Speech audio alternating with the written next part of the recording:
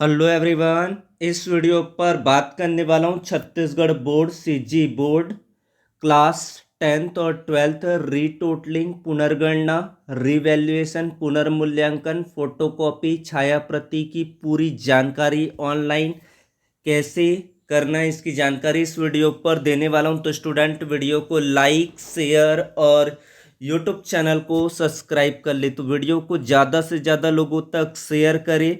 इस वीडियो से आपको कंप्लीट इन्फॉर्मेशन मिलने वाला है कि छाया प्रति, पुनर्गणना और पुनर्मूल्यांकन का आवेदन ऑनलाइन कैसे करना है। वन क्लिक पर आपको इस वीडियो के माध्यम से पता चलने वाला है। तो स्टार्ट करते हैं वीडियो को। किस तरीके से आपको शुरुआत करना है अपने रिजल्ट का। इन प्रक्रियाओं को करने के लिए सबसे पहले आपको गूगल पर टैप करना होगा और वेबसाइट का नाम लिखना होगा जहां से सीजी बोर्ड के रिजल्ट को चेक करना है।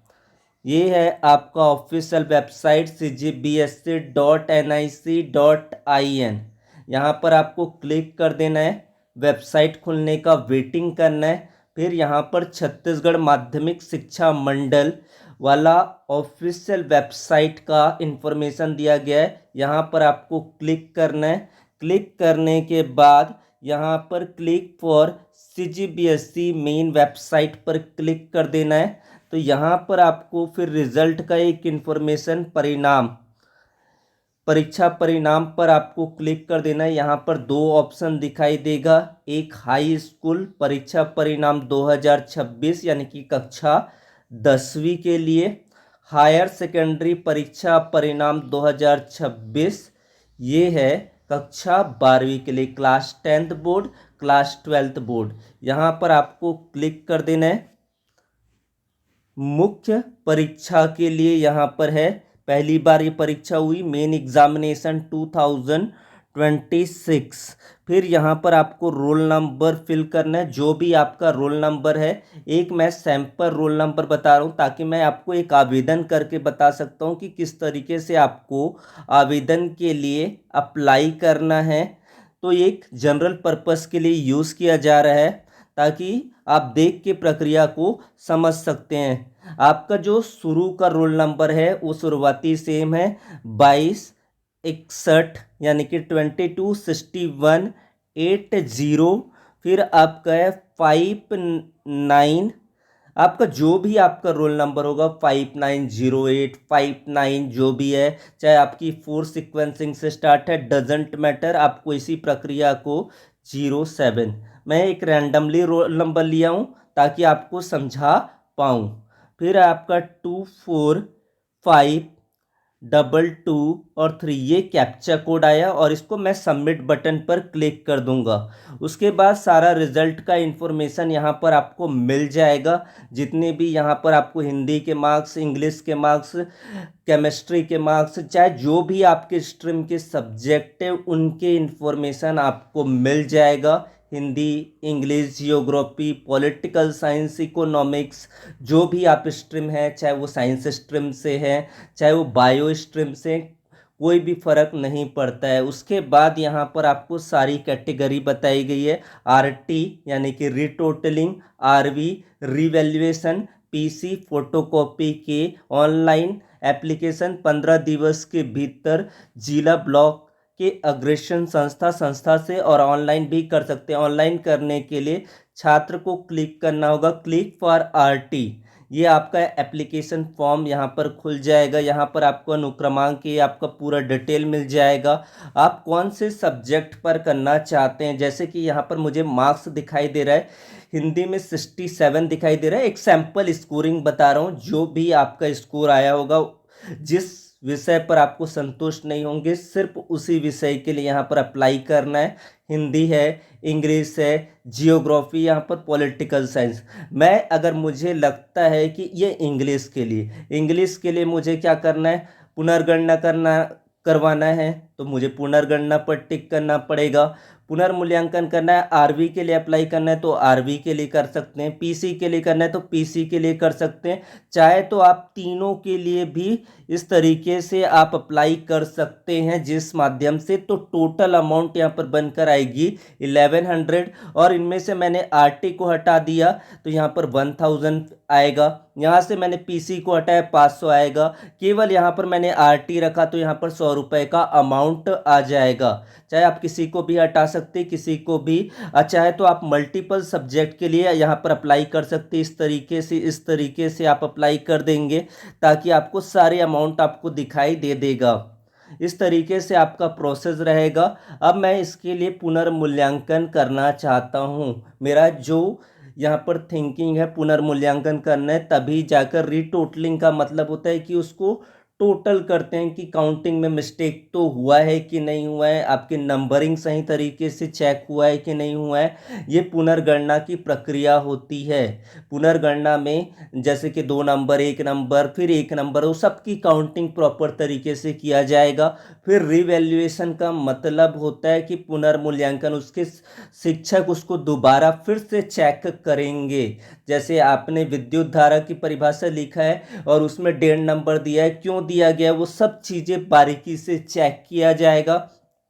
चाहे जो सा भी विषय हो, और आपके लॉन्ग लॉन्ग क्वेश्चन लिखे हैं या शॉर्ट क्वेश्चन लिखे हैं, उसकी मार्किंग किस तरीके से किया, आपने सूत्र प्रॉपर तरीके से लिखा है कि नहीं, ये सब चीज़ों को फिर से रीचेकिंग होती है। उसको बोलते हैं रीवैल्यूएशन, यानी कि रीवैल्यूएट करेंगे, पुनर्चेकिंग करेंगे, ऑब्जेक्टिव में सही तरीके से चेक हुआ है कि नहीं हुआ है। इस बार टीचर यानी कि टीचर इसको प्रॉपर तरीके से फिर रीचेकिंग करेंगे। इनके लिए 500 रुपये की प्रक्रिया रहेगी, 500 रुपये से पुनर्मूल्यांकन होगा।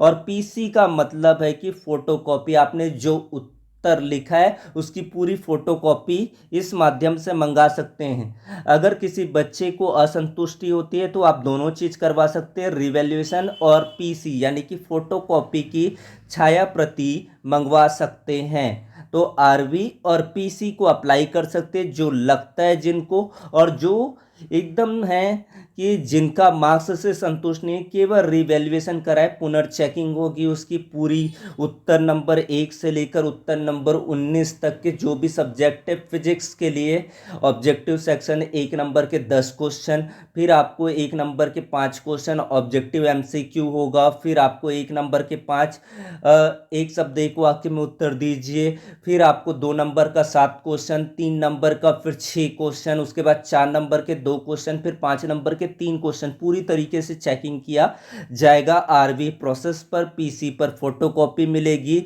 जिसको आप अपने घर में मंगवा सकते हैं। तो पीसी पूरा मिलने वाली है। चाहे तो आप पीसी पर, फोटोकॉपी का मतलब होता है उसको प्री चेकिंग नहीं करना, सिर्फ आपको फोटोकॉपी दिया जाएगा। जैसे मैं इंग्लिश के लिए अप्लाई कर रहा हूँ तो यहाँ 500 रुपये का फॉर्म आ रहा है। फिर यहाँ पर आपको मकान नंबर, अपने हाउस का नंबर लिखना है, वार्ड क्रमांक कौन सा है आप वार्ड क्रमांक डालेंगे। जैसे यहाँ पर मैं महामाया मंदिर पर रहता हूँ तो महामाया मंदिर वार्ड आ जाएगा। मकान नंबर पर रैंडमली आपके पास कोई भी मकान नंबर है। शहर पर आपका रायपुर आ जाएगा, मैं रायपुर पर रहता हूँ तो रायपुर यहाँ पर ब्लॉक आ जाएगा, ब्लॉक रायपुर ही आएगा। जिला यहाँ पर रायपुर आएगा। पिन कोड आपको एंटर कर देना है, यहाँ पर पिन कोड यानी कि पिन नंबर डालना होगा। फिर लास्ट में आपको मोबाइल नंबर, फिर सबमिट कर देंगे।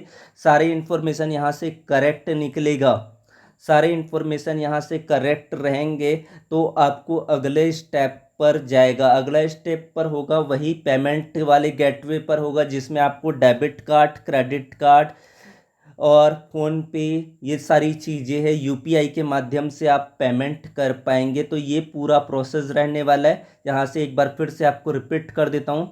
अमाउंट जैसे ही आएगा, मकान नंबर, आपका मकान नंबर जो होगा, फिर वार्ड नंबर, सभी परशुराम नंबर वार्ड होता है, महामाया मंदिर वार्ड होता है, चाहे कोई सभी रानी दुर्गावती वार्ड, ये जो भी है आपको लिख सकते हैं।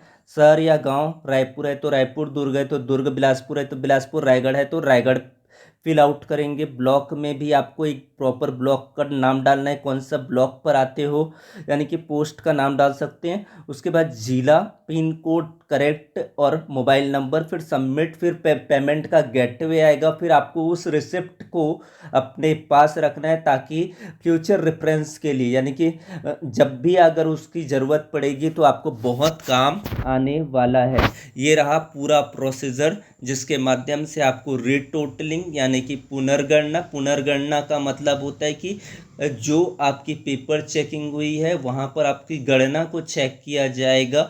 1 से लेकर पूरा 19 नंबर तक के प्रश्न की पूरा काउंटिंग फिर से किया जाएगा। और रिवैल्यूएशन का मतलब होता है कि उसको पुनर्कॉपी को दूसरे टीचर के द्वारा, यानी कि दूसरे शिक्षकों के द्वारा चेक किया जाएगा। और तीसरी, फोटोकॉपी प्रक्रिया में छाया